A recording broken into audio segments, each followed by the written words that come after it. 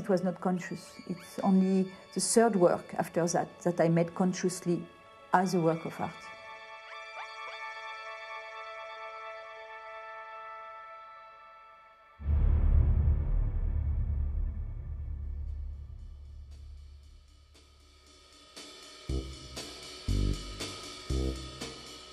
I början av 80-talet börjar Sophie Calle göra spektakulära verk på löpande band. Hon tar anställning på ett hotell, gräver runt i gästernas ägodelar, fotograferar dem och ställer ut allt på ett konstmuseum.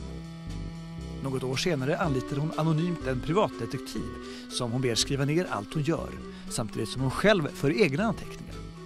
Verket är en jämförelse mellan detektivens version av verkligheten med hennes egen. Och 1983 blir hon tillfrågad av dagstidningen La Libération att göra ett verk. Och resultatet blir hennes kanske mest berömda hittills. I found an address book. Libération had asked me at the time to do a series, a daily, a feuilleton. They gave me 1 page a day for a month. So I found that address book and I decided to go and see everybody whose name was in it and ask them to speak to me about the owner of the address book, to make a portrait of him through everybody's description.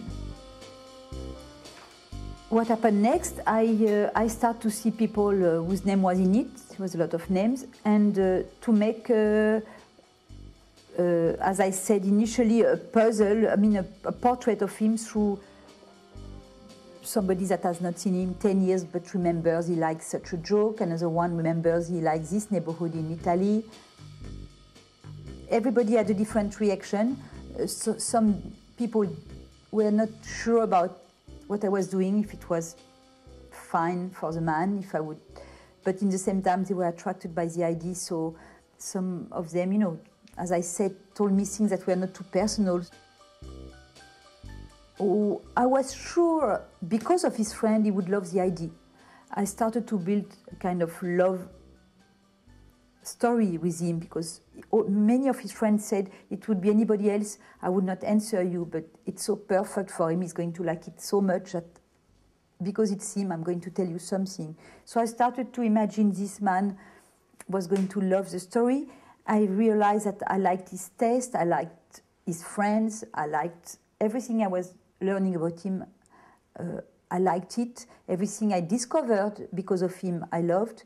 So, yeah, that it started to grow, and I was sure he would come back and we would fall in each other's arms. And well, it didn't happen at all like that. He came back, he was absolutely mad. He answered to the newspaper asking to put a portrait of me without clothes, and he found that portrait through investigating around, saying, do you know her? Until he found somebody one day who had a photo of me without clothes. That was not something so difficult to find because I was a stripper before, so it's... And he gave his answer, he gave his name that I had never given, and he answered as explaining why he disliked so much that project. And never accepted to meet me.